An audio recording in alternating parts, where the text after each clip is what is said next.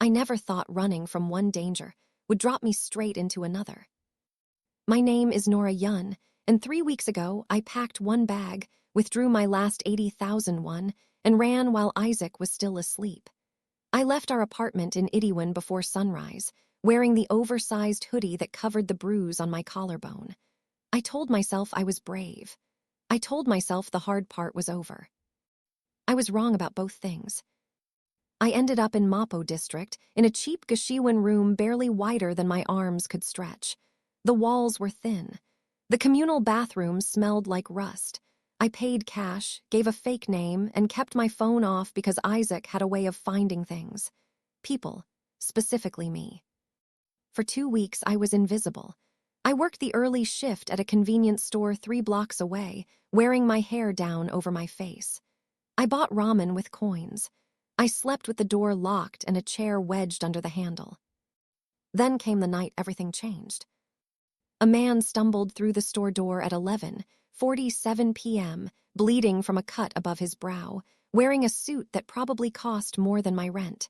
He looked at me like I was the last person on earth and said one word: "Hide me." I should have called the police. That would have been the smart thing, the safe thing, the logical thing that any reasonable person would do when a bleeding stranger in a designer suit walks into their place of work and asks to be hidden. Instead, I grabbed his sleeve and pulled him behind the storage shelving before I even thought it through. He was tall, broad-shouldered, with sharp cheekbones and a jaw that looked like it had been cut from stone. His black hair was pushed back roughly. His suit jacket was charcoal gray, and the blood on his temple was running down the side of his face in a thin red line.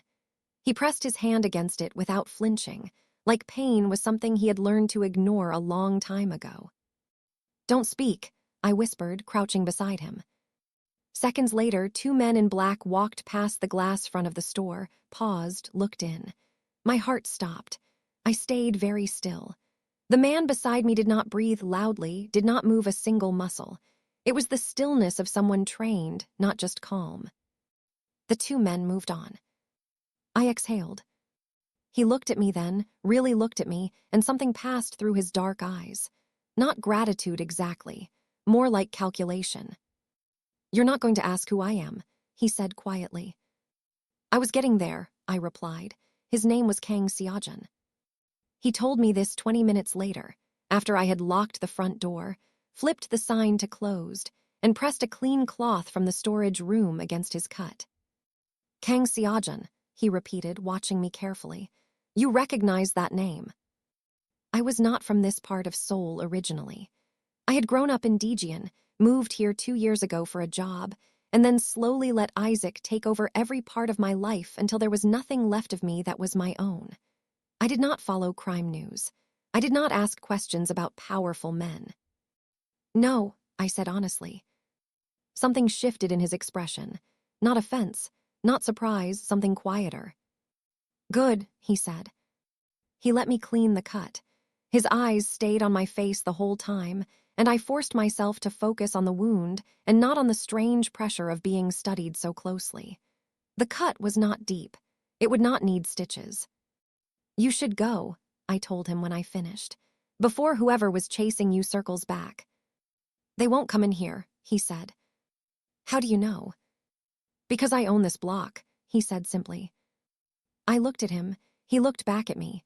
The fluorescent lights hummed above us. That was the moment I understood. I had made a very significant mistake. He did not leave. He sat in the back of my convenience store like he had every right to be there, which apparently he did. He made one phone call, speaking in a low voice I could not fully hear. Within 10 minutes, a black SUV was idling outside. A man in a dark coat came to the door, knocked twice, and when I unlocked it, he did not look at me at all. He looked past me at Seojun. They exchanged words I did not understand. Not the language, I understood Korean fine, but the meaning beneath the words, the weight of them. The man in the dark coat left. The SUV did not. Seojun walked back inside and stood in front of the chip display like he was considering a purchase. He picked up a bag, turned it over, set it back. "What time do you finish?" he asked. "That's none of your business." Midnight. I said nothing. That was answer enough. Someone will wait outside for you, he said, to walk you home. I don't need that. He turned and looked at me directly. His eyes were very dark and very still, the way deep water is still. I know what you need better than you think, he said quietly. Trust me right now, even if you don't understand why. Then he walked out into the night. I locked up at midnight exactly. The man waiting outside was not Seojun. He was shorter, stocky, with a face that gave away nothing. He bowed slightly and said, Mr. Kang asked me to see you home. Tell Mr. Kang I said no thank you, I said, and started walking. He followed anyway at a respectful distance of about 4 steps. I stopped. He stopped. I turned around. He met my eyes without apology. I walked, he followed. I reached my building, punched in the door code, and when I looked back one last time, he was standing on the opposite pavement, watching the entrance. Not in a threatening way, more like a guard. I went upstairs. I locked my door. I wedged the chair under the handle. But I lay awake thinking about what Seojun had said. I know what you need better than you think. It was the kind of line that should have sounded arrogant. It did sound arrogant, but underneath it, there was something else. Something that made me uneasy in a way I could not name yet. How did he know anything about me? We had met 40 minutes ago. I had given him a cloth and kept my mouth shut. That was all. There was no conversation, no exchange of information, nothing that would let him know anything about my life. And yet, trust me right now, even if you don't understand why. Why would he say that? I went back to the store the next evening. He was there before my shift started, sitting outside on the low wall with a coffee cup, looking entirely too calm for a man who had been bleeding in my storage room 12 hours earlier. You don't have to keep coming here, I said. I'm not here for you, he said. I'm here for the coffee. We sell convenience store coffee. I know, he took a slow sip. It's terrible. I stared at him. He almost smiled, almost. I went inside and started my shift. He came in an hour later, bought a bottle of water and 2 kimbap rolls, paid without fuss, and sat on the step outside eating quietly. I watched him through the glass. He was not doing anything suspicious. He was just there. When a group of loud men passed by and one of them paused to look at me through the window a beat too long, Seojun stood up slowly, said nothing, and just looked at the man. That was enough. The men moved on quickly.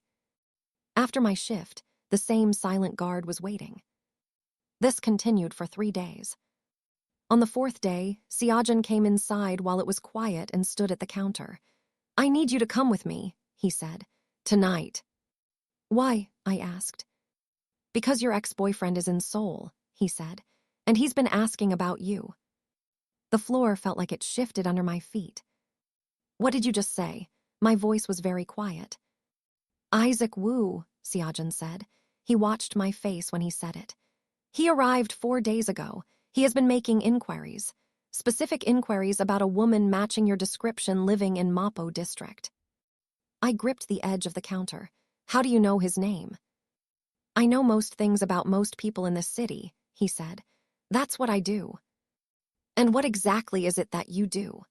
I demanded, even though some part of me already knew and was trying very hard not to acknowledge it. He did not answer that directly. Instead, he said, He is dangerous, Nora. Not in the ordinary way, you know this already. I did know. I had known since the night I found the bag under the floorboards, 18 months into our relationship. A bag I was never supposed to find. I had put it back exactly as I found it, gone to the bathroom, turned the shower on, and stood under the water shaking for 20 minutes. Then I made a plan to leave. It took me 4 more months to actually go. Come with me tonight, Seojun said again. You will be safe where I am taking you. Why do you care? I asked. You don't know me. He paused. I owed someone a debt, he said carefully. Consider this the beginning of repayment. I did not go with him that night. I went back to my Gashiwan, locked myself in, and spent 3 hours on the thin mattress going through every possibility. Isaac was in Seoul. That meant every route I had mapped out in my head was now compromised.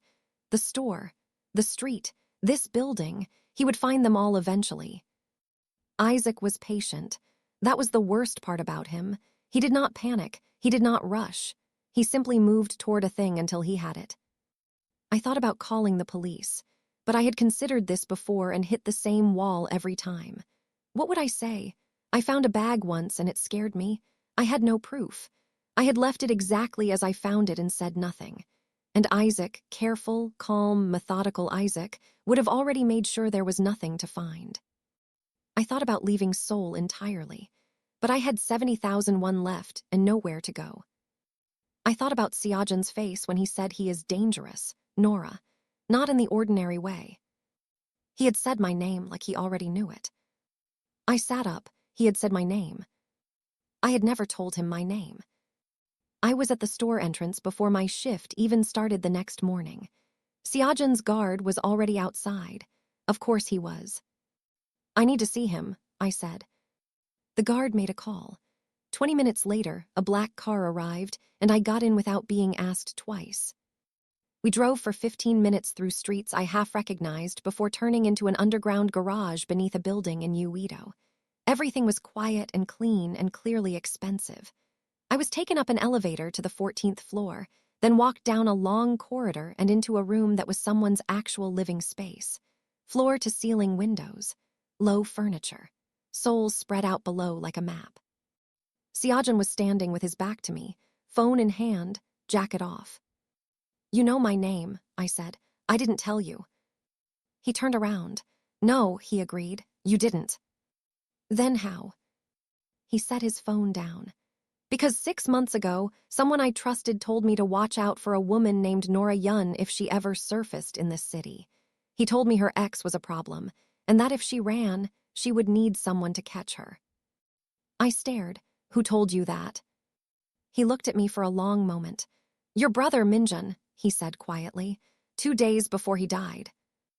I had not said my brother's name out loud in 6 months. I had not let myself think it clearly either, because every time I did, something cracked in my chest that I could not afford to let break all the way. Minjun had died in what the police called an accidental fall from a rooftop parking garage. I had not believed that for a single second. Minjun was careful. Minjun was the one who taught me to check the locks twice and trust my instincts. Minjun did not fall. "How did you know him?" My voice was barely above a whisper. Seojun was quiet for a moment. He moved to the sofa and sat, gesturing for me to sit across from him. I did, though my legs felt weak. "He worked briefly in a business connected to mine," Seojun said carefully. "Not willingly and not for long, he tried to leave cleanly. I respected that. We had an understanding." He paused. "Before he died, he came to me. He was worried about you. He said Isaac was becoming unpredictable and that if anything happened to him, someone needed to know you were in danger." "He knew something was going to happen to him," I said. "Yes." I pressed my hands flat against my knees to stop them shaking. "Isaac killed him." Seojun did not answer immediately, but the silence was answer enough. I did not cry.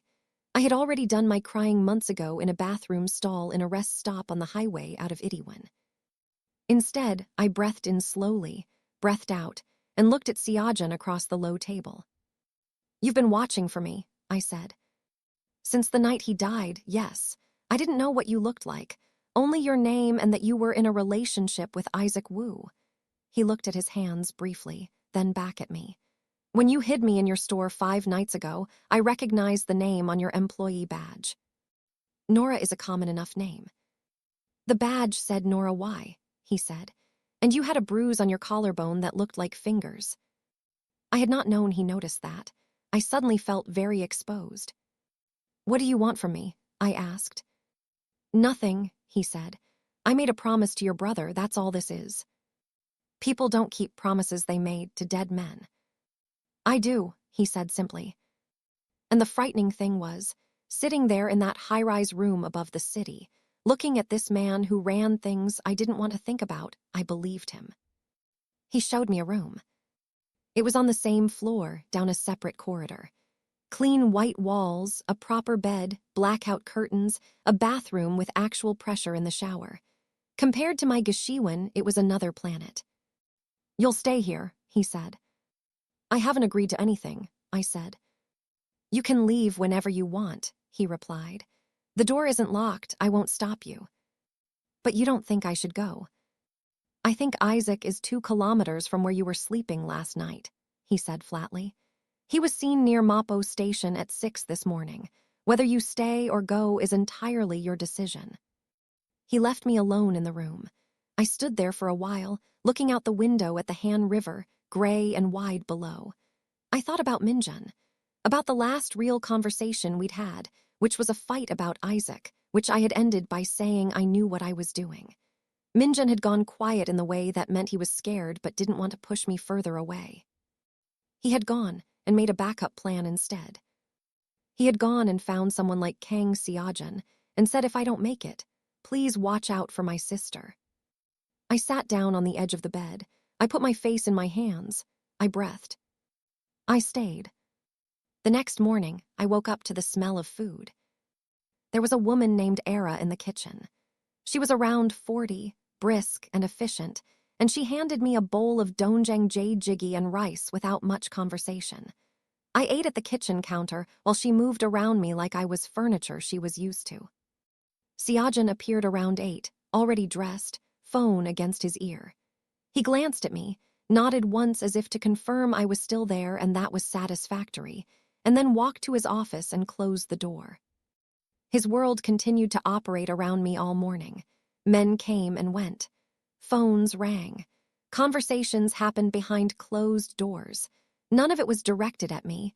I was essentially invisible here, which was the most comfortable I had felt in weeks. Around noon, Seojun came and found me on the living room sofa, where I had been reading a battered novel I found on the shelf.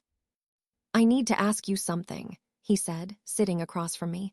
"The bag, the one you found under the floorboards, what was in it?" I went very still. "How do you know about the bag?" I asked. "Minjun described it to me. He said you'd found it and said nothing. He needed to know what was inside to understand how serious the situation was." I set the book down. "Money," I said carefully. "A lot of it and a small black notebook." Seojun's expression did not change, but something shifted behind his eyes. "You saw inside the notebook." "I flipped one page," I said. "Just one. It had names and numbers in 2 columns." "Did you recognize any names?" I hesitated. Then, "One," I said, "but I wish I hadn't." His name was Baek Sunho. Even saying it now made my stomach tighten. Baek Sunho was not a name you said casually. He was on the news sometimes, not for bad things, for good things. Charity donations, community initiatives. The kind of coverage that made you think he was an excellent person. Minjun had told me once, back when I was still with Isaac, to stay away from Sunho. I had asked why. He had gone quiet in that careful way of his. Now I understood. Baek Sunho's name was in Isaac's notebook. I told Seojun. Seojun sat very still. "Which column?" he asked. "The right one," I said. He exhaled slowly through his nose. "The right column was payment received," he said, "not payment owed." The meaning sank in. "Sunho was paying Isaac," I said. "For what?" "Baek Sunho has political ambitions," Seojun said. "Men with political ambitions sometimes require the permanent removal of obstacles." He paused. "Your brother was investigating Sunho independently when he died. His findings were getting too close to something Sunho needed kept quiet." The room felt very cold all of a sudden. "Sunho ordered Minjun's death." "And Isaac carried it out," Seojun said. "Yes." I stared at the window. Outside, Seoul went on being Seoul, bright and indifferent. My brother had not just been killed. He had been assassinated. And I was the only person still alive who had seen that notebook. "Does he know I saw it?" My voice came out steady. I was surprised. "We believe so, yes," Seojun said. "Isaac came back to Seoul, that's not a coincidence." "He came back for me." "He came back to make sure you don't talk."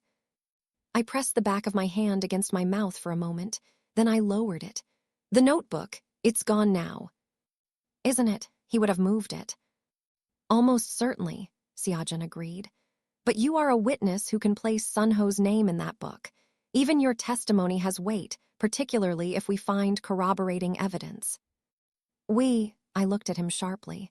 Why does this matter to you? What is your stake in Beek Sunho? He was quiet for a moment. Then, he is trying to build political power in a way that would make him untouchable, he said. A man like Sunho with that kind of legal shield is dangerous to everyone who operates outside the law, including me.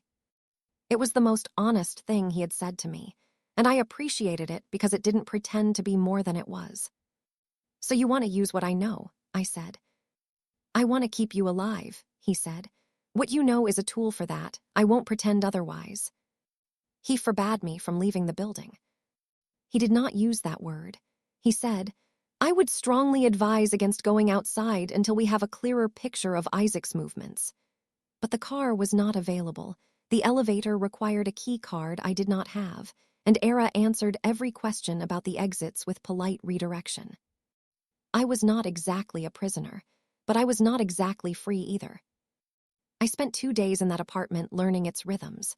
Seojun worked constantly. He slept 4 or 5 hours, always lightly. I heard him up at 3 one morning, on the phone, speaking in a voice so low it was almost a murmur. He ate quickly, usually at his desk. He was tidy in a deliberate way, like a man who had once had no control over his environment and had compensated ever since. I watched him the way I watched everything when I was trying to figure out whether to trust it. On the second evening, I was in the kitchen when he came in and stood at the counter beside me, not quite touching it, reading something on his phone. I do not know why I said what I said next. I think because the silence between us had become strangely comfortable and I had let my guard down. Minjun used to make this, I said, nodding at the jjiggy I was stirring. Seojun put his phone down. Tell me about him, he said. So I did. I talked for almost an hour. I told him about Minjun teaching me to ride a bicycle in the car park behind our apartment complex in Daejeon when I was 6. About how he had memorized every bus route in the city and was never late for anything. About how he used to call me every Sunday at exactly 10 a.m., and after he died, I kept waking up on Sunday mornings at 9:58 without an alarm. Seojun listened the way very few people listen, completely and without preparing his next sentence while I was still finishing mine. He did not offer comfort that wasn't earned. He just listened. He talked about you, he said eventually. What did he say? He said you were stubborn and smart, and that you had a habit of trusting the wrong people because you believed you could fix them. I laughed despite myself, short and startled. That's accurate. He also said you were the bravest person he knew, Seojun continued. He said that leaving Isaac would take everything you had, and you would still find a way to do it. My eyes stung. I turned back to the stove. He was right, Seojun said quietly. I did not reply, because if I replied I would cry, and I was not ready for that in front of him. On the third day, Seojun came to me with news. Isaac was spotted near your old Gashiwan last night, he said. He spoke to the building manager. He told them he was your concerned boyfriend looking for you. Concerned boyfriend, I repeated flatly. The manager told him no one by your name had ever stayed there. You registered under a different name. Yoonhari, I said. Smart, Seojun said. It bought us time, but he will keep looking. What do we do? He sat across from me, and I noticed he said we without correcting himself, which he had done before. I have people looking for the notebook, he said, or anything connected to it. If we can find physical evidence linking Sunho to the payment, you become significantly less valuable to silence. Because the information exists independently. Exactly. Right now you are the evidence. We need to change that. And in the meantime, I sit here. In the meantime, he said carefully, you are alive. I would like to keep it that way. There was something underneath that sentence that I did not examine too closely. The way you do not press a bruise to check if it still hurts. Fine, I said. Tell me what you need from me. He needed me to remember. We spent an entire afternoon going through every detail I could recall from the one page I had seen in the notebook. Not just names and numbers, but the format, the handwriting. whether it was printed or cursive, whether the numbers looked like dates or like currency amounts or something else. Isaac had neat, angular handwriting. The numbers in the left column were 6 digits. Seojun had one of his people look at that. Potential account numbers, they said. The right column had 3 entries that I could remember clearly. Sunho's name was the second. The amount beside it was the largest. The first name, Seojun said. Can you remember anything about it? I closed my eyes. I had only looked for seconds, startled and terrified, and I had not meant to read it at all. It started with an H, I said slowly, and the amount was smaller, maybe half of Sunho's. H, Seojun repeated. He made a call. He spoke for 3 minutes. When he came back, his expression had changed in a way that was hard to describe. Not alarmed, but focused, the way a lens focuses. What? I asked. There's a man named Hwang Dosik, he said. Retired detective, recently very quiet, recently with unexplained funds. He looked at me. If your memory is right, he was paid to bury Minjun's case. That evening, I asked him something I had been turning over for days. Did you know Isaac before this? I asked. Professionally, I mean. Seojun was at his desk. He looked up. We were aware of each other, he said. In this city, people in certain positions become aware of each other. Meaning you both operate in the same shadows, I said. Meaning I knew his reputation, he said. He is skilled and he is careful and he does not leave witnesses. Except me. You left before he realized you had seen the notebook, Seojun said. He underestimated how quickly you would move. A pause. Your brother said you were fast when you needed to be. I looked at the window. Night had fallen over Seoul, the city lit up in its relentless, brilliant way. I want to take him down, I said. Not just survive. I want Sunho and Isaac to face what they did to Minjun. Seojun was quiet. I know you have a different reason for wanting that, I said. I don't care. If our reasons point in the same direction, we can use them together. He looked at me for a long moment. I could not read his face fully, but I could read the decision happening behind it. All right, he said. Then we do this together.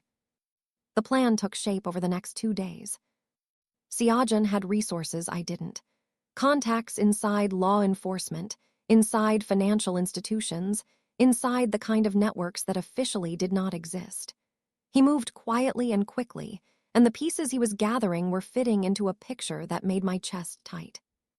Hwang Dosik, the retired detective, had received 3 separate payments from an account that traced back with some work to a shell company connected to Sunho.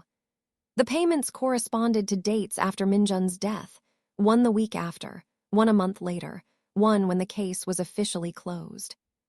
That's the burial fee, Seojun said, looking at the documents spread across his desk. Can this be used legally? I asked. With the right advocate, yes, he said. But the moment we move on Sunho officially, Isaac will know, and he will come for you before the case can build.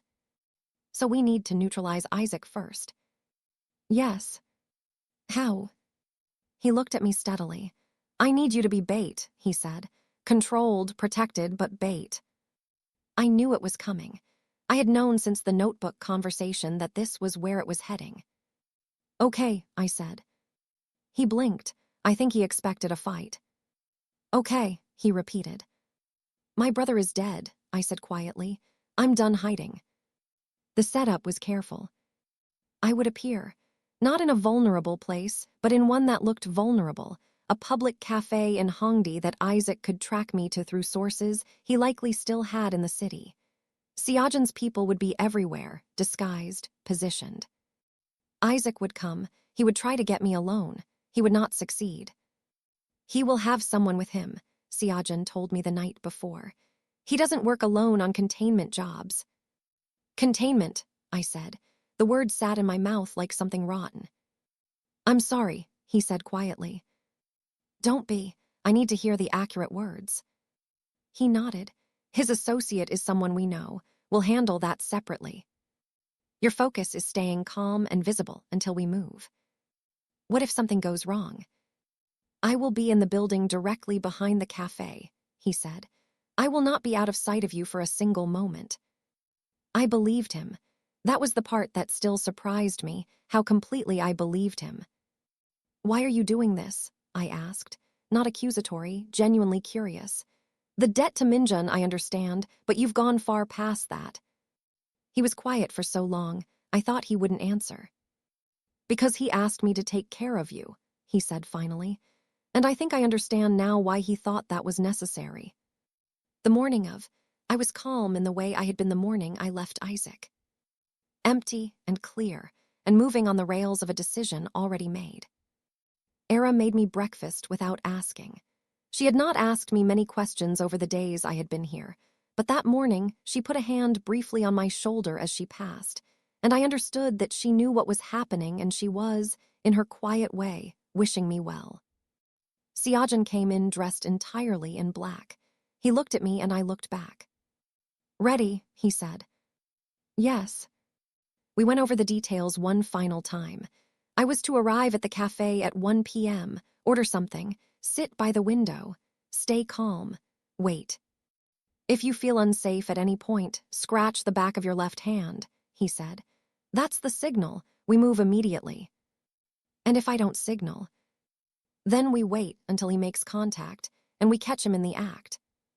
What counts as the act? Anything he does that shows intent, Seojun said. We have enough legal support to move on that. I nodded.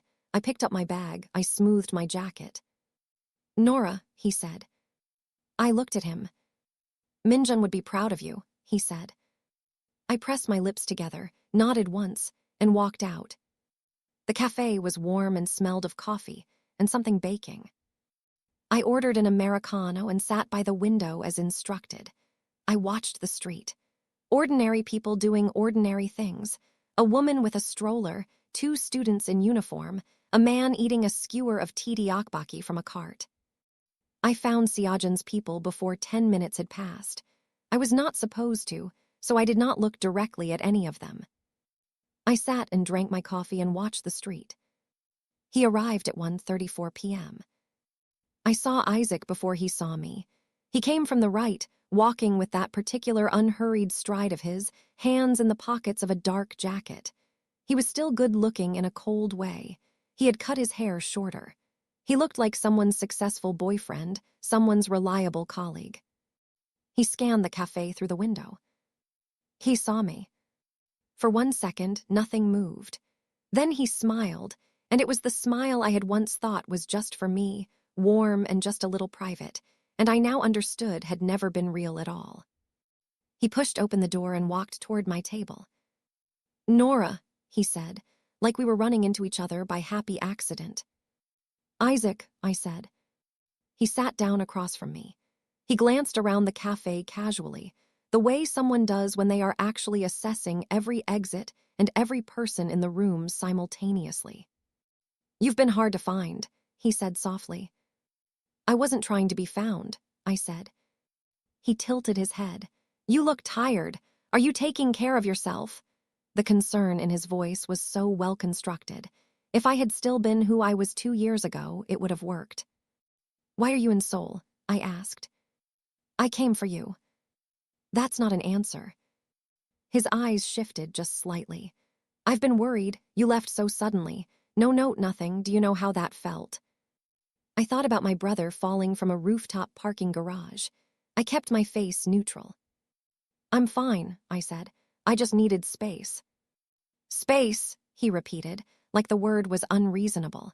His hand moved across the table toward mine. I did not scratch the back of my left hand. Not yet. I waited the way Seojun had waited in my storeroom, completely still, for the right moment.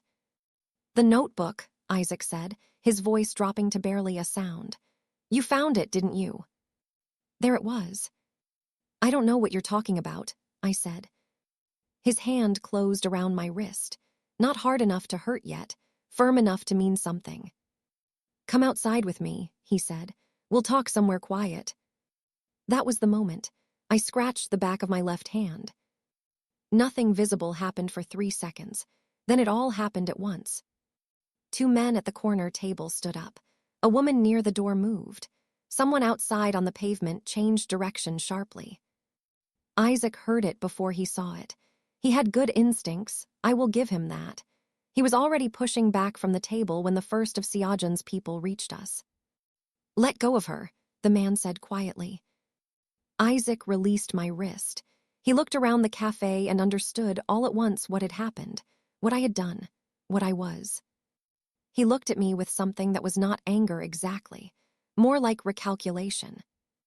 "You found help," he said. "I found someone who keeps his promises," I said.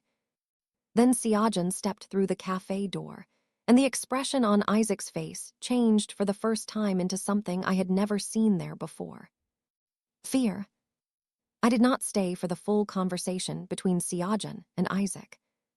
I was taken outside by one of Seojun's people, a woman called Somi who spoke little but moved with efficiency.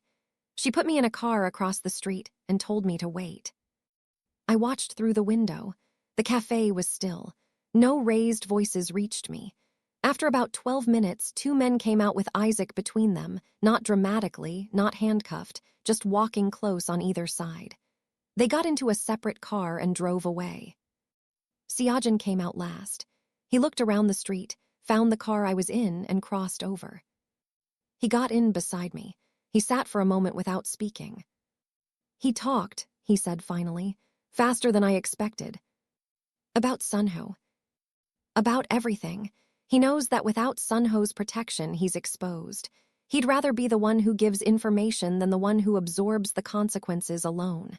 He paused. "He confirmed everything. The payment, your brother, Hwang Dosik's role." I breathed out very slowly. "It's recorded," Seojun said, "in a way that will hold. We have the financial trail, the testimony, and now your account of the notebook." He looked at me. "It goes to the right prosecutor tomorrow morning." "Sunho will know," I said. "He'll run." "He won't get far," Seojun said simply. I believed him. That night was quiet. I sat on the floor of the living room with my back against the sofa, and Seojun sat above me, and we did not speak for a long time. The city moved outside the windows.